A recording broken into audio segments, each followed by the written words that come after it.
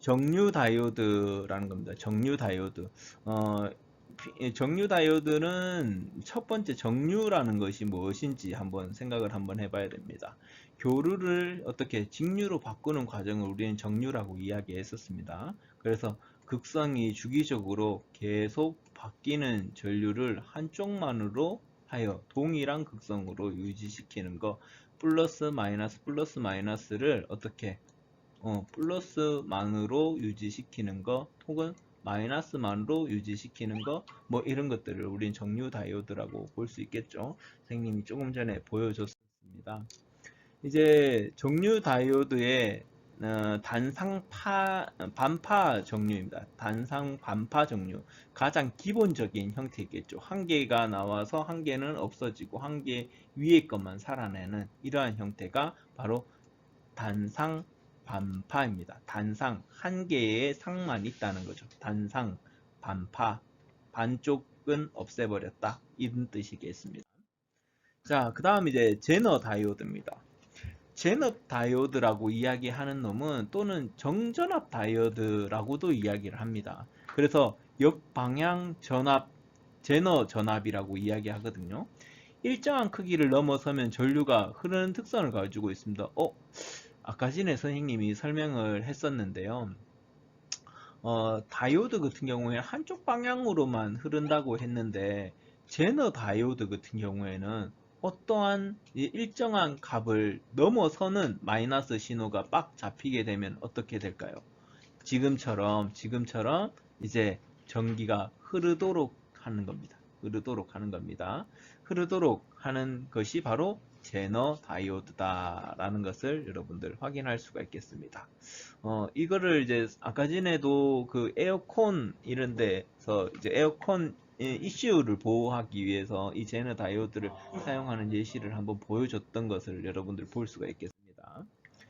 이제 제너 다이오드의 그래프를 한번 보시면은 지금처럼 이렇게 원래는 일정한 역전압이 있을 때는 없어야 됩니다. 없다가 어떠한 한 순간 여기에서는 한 20, 마이너스 25 정도 되겠죠. 25 정도 되니까 갑자기 어떻게 전기가 훅 하고 이렇게 흐르는 형태가 되는 것이죠. 이러한 모습을 우리는 이제 제너 다이오드라고 하는 겁니다. 제너 다이오드의 이제 모습을 이제 볼 수가 있겠습니다. 제너 다이오드에 사용하는 이제 예시들 같은 경우에 이렇게 선생님이 골든벨 이제 교과서의 애니메이션을 통해서 이제 볼 수가 있었는데 여러분들 안타깝게도 지금 어쩔 수 없이 지금 상황이지라 저작권 문제로 이거를 볼 수는 없을 것 같습니다. 네, 넘어가도록 하겠습니다. 네. 자, 그 다음은 이제 발광 다이오드입니다. 발광 다이오드. LED라고 이야기하는 이 발광 다이오드. 기호는 이렇게 생겼습니다, 여러분. 기호는 이렇게 생겨가지고, 빛을 발하는 것처럼 이렇게 생겼죠? 화살표가 그래서 이제 다이오드 모양에다가 동그라미를 쳐서 빛을 내고 있다. 이렇게 생각하시면 됩니다. 그래서 LED라고 이야기하는 겁니다. 여기에서도 보니까, P형 반도체와 N형 반도체를 지금 사용을 하고 있습니다. P형 반도체, N형 반도체.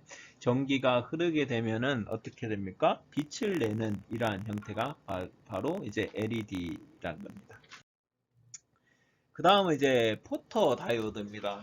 이거는 이제 발광 다이오드가 좀 반대편이라고 생각하시면 되겠죠. 빛을 쏘게 되면 어떻게 될까요? 전류가 통하는 성질을 가지고 있는 놈입니다. 그래서 이 다이오드 모양에다가 빛을 쏘는 이러한 기호를 만들어 놨습니다. 이러한 기호를 만들어 놨습니다. 그래서 이제 순방향, 역방향 이 두 가지의 형태로 이 발광 다이오드는 이제 볼 수가 있겠습니다. 여러분들 나중에 레인 센서라는 부분들에서도 이 부분을 이제 포토 다이오드를 이제 볼 수 있을 것 같습니다. 그때 가서 한번 여러분들과 함께 보도록 하겠습니다. 자, 그 다음은 다이닝 트랜지스터입니다. 트랜지스터를 두 개를 이제 결선해가지고 증폭률을 극대화시키는 이제 반도체 중에 하나입니다. 그래서 이제 다이닝 트랜지스터라고 이야기를 하는 놈이 바로 이러한 겁니다. 여기 트랜지스터 1개, 트랜지스터 2개 이런 식으로 보이죠. 그래서 이제 증폭률을 올려주는데 사용되어지는 놈이 바로 다이닝 트랜지스터다. 이렇게 해서 넘어가도록 하겠습니다. 그 다음은 이제 사일리터입니다. 사일리터. 스위치에 손을 떼는 순간 통전이 중단되는 이러한 버스에서 볼 수 있는 놈이 사일리터라는 놈을 이제 사용을 한 반도체 소자입니다. 이제 모양은 이런 식으로 되어 있습니다. 이런 식으로의 이제 기호를 사용하고 있습니다. 이런 식으로의 기호를 사용하고 있어서 스위치에 손을 떼는 순간 통전이 중단되는 그러한 형태로 이제 만들어져 있습니다. 네, 조금 전에 밥 먹고 왔는데 여러분들 또 식사는 하셨습니까? 네, 저 맛있게 먹었습니다. 오늘은 만나 감자탕 같습니다. 지난번에 이해가지고 하이뽕에 의해서 이제 만나 감자탕이었어요. 아주 맛있더라고요. 여러분들도 이제 여기 장림에 오시면은 만나 감자탕도 한번 가보시길 바랍니다. 부산에서 유명한 뼈다귀 해장국이 있는데 그 사상에 그게 뭐였죠, 생님? 채뼈다구. 강뼈다구도 아니고 긴뼈다구도 아니고 채뼈다구. 채뼈다구 맞나요? 채뼈다구, 예, 채뼈다구가 있다고 하네요. 여러분들 거기 사상에 여러분들 어디 거기 버스 터미널 있고 하니까 거기 가실 때 꼭 드셔보시길 바랍니다. 주성훈 쌤이 그런데 어설프게 배부른 상태에서 갔다가는 다 못 먹고 이제 집에 가야 되는 수가 있다는 그러한 일이 있다, 그런 말씀을 하시더라고요. 네, 저도 갔었는데 참 맛있었습니다. 이제 선생님이 이 부분에 대해서는 진짜 중요하다라고 이야기했던 부분을 대해서 한번 이야기해 봅시다. 서미스터입니다. 서미스터. 온도 변화에 대해서 저항값이 크게 변하고 온도가 높아짐에 따라 저항값이 감소하는 이제 대표적인 이제 반도체가 이 서미스터입니다. 서미스터의 모양은 이렇게 이제 기호는 이렇게 씁니다.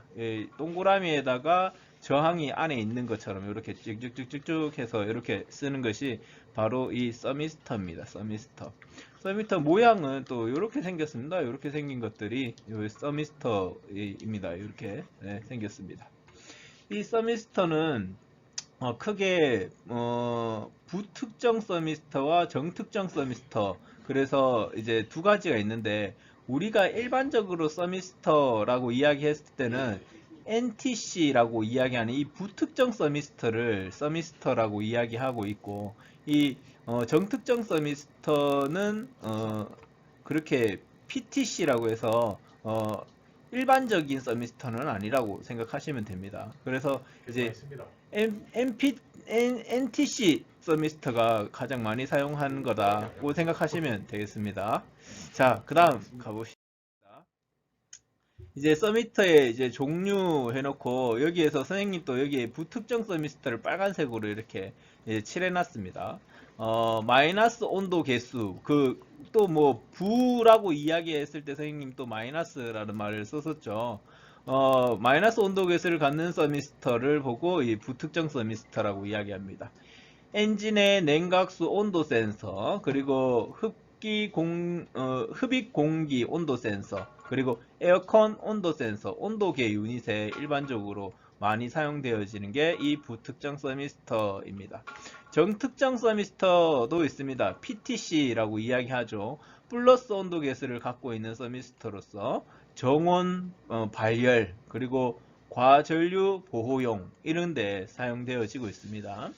그리고 이제 또 하나의 서미스터가 한 개가 더 있는데 CTR 서미스터라는 겁니다. 이 서미스터는 어떠한 지정된 온도에 갑자기 갔을 때 전기 저항이 급격하게 변하는 서미스터를 보고 우리는 CTR 서미스터라고 이야기합니다. 그래서 요런 서미스터가 있구나, 어떠한 이제 수치에 도달했을 때 설정된 수치에 도달했을 때 급격하게 전기 저항이 급격하게 변하는 것을 CTR 서미스터구나 라는 것을 여러분들 확인하시면 되겠습니다. 여러분들 중요하신 거 이 부특정 서미스터 꼭 기억해 주시길 바랍니다. 이 부특정 서미스터의 예를 한번 보도록 하겠습니다. 예로는 여기 있는 것처럼 이제 연료 잔량을 이제 경고하는 등에다가 만들어 놨습니다. 우리가 이제 연료가 계속 뚜두둑 떨어지게 되면 어떻게 되나요? 불이 빵 하고 나오죠. 그것을 연료가 어떻게 많은지 적은지 나타낼 수 있도록 해놓은 게 이 서미스터를 이용하는 방법이 있는 겁니다. 이제 이 기름 안에다가 서미스터를 이제 설치를 해 놓습니다. 이 서미스터를 이제 설치를 해 놓으면은 이 기름 탱크가 기름을 쓰면 쓸수록 이렇게 줄어듭니다. 줄어들게 되면은 온도가 어떻게 될까요? 온도가 이제 더 낮아지겠죠. 온도가 낮아지면은 이거는 저항값이 어떻게 됩니까? 저항값이 이렇게 낮아지는 이런 모습을 이제 볼 수가 있겠습니다. 그것을 이 저항값을 통해 가지고 어떻게 어느 정도 낮아졌는가에 따라서 이 잔류량이 이제 경고등을 빵 터트려 주는 거죠. 그래서 지금 연료가 많이 부족하다, 이제 충분하다 이런 것들을 알 수 있는 이제 계기가 되는 겁니다. 이런 사용의 예를 한번 볼 수가 있겠습니다. 이 정특정 서미스터입니다. 정특정 서미스터. 정특정 서미스터라고 하면은 온도가 어떻게 합니까? 올라가면은 어떻게 저항값도 어떻게 아까 전에 올라간다고 이야기했었죠. 대표적으로 사용하는 게 바로 이 모터와 함께 사용할 경우입니다. 이 모터에서 과부하가 걸립니다. 엄청난 온도로 이제 모터에서 열이 많이 발생을 하게 되는데 이 열이 많이 발생할 경우에 이 서미스터가 옆에 있어서 그 이제 경고등을 이제 띄워주는 역할들을 하는 거죠. 지금 열을 많이 내고 있으니까 이제 못해라 뭐 이런 식으로의 이제 경고등을 이제 띄워주는 역할들을 하는 거, 혹은 이제 차단시켜서 뭐 모터가 더 이상 돌지 못하도록 한다든가 하는 역할들을 이 정특정 서미스터를 통해 가지고 이렇게 모터의 발열을 체크할 수 있는 것이 바로 정특정 서미스터입니다. 자, 그 다음은 이제 가봅시다. 광도전 셀입니다. 광도전 셀. 빛이 밝아지면 어떻게 저항값이 감소하는 이러한 형태를 이용해서 빛이 어두워지면 저항값이 이제 그러면 증가가 되는 형태겠죠. 이 빛이 있느냐 없느냐에 따라 가지고 이 저항값이 왔다 갔다 하는 겁니다. 우리 여기에서 사용되어지는 게 이제 그 편의장치에서 이제 여러분들 보면은 이제 사용을 하게 될 텐데, 이 레인 센서라는 게 있습니다. 레인 센서를 여기에서도 이제 사용을 하게 되는 겁니다. 그래서 빛이 밝아지면 저항값이 감소하고 빛이 어두워지면 저항값이 증가하는 요 형태를 가지고 사용을 하는 겁니다. 이 광동전 셀은 이렇게 생겼습니다. 실제적으로 여러분들이 이제 실습하러 오시게 되면은 이제 요것들을 실제 모습을 한번 보여주도록 하겠습니다, 선생님이. 근데 실제로는 껌껌해가 잘 안 보이기는 합니다. 네. 모양은 이렇게 생겼습니다. 기호는 이렇게 생겼습니다. 네, 저항체에다가 이렇게 빛을 받고 있는 것처럼 보이는 이런 형태가 광전도 셀입니다. 자, 이번 수업은 여기까지 하고 내일 또 다시 수업을 한번 해보도록 하겠습니다. 여러분들 수고가 많으시고 지루하고 힘들 수도 있는데 선생님들도 열심히 이 수업들을 만든다고 쉽지 않은 시간들을 보내고 있습니다. 여러분들도 힘내시고 즐거운 시간 또다시 보내시고 건강 유의하셔서 조만간 실제로 등교해서 볼 수 있도록 하겠습니다. 네, 다음에 또 만나요. 안녕.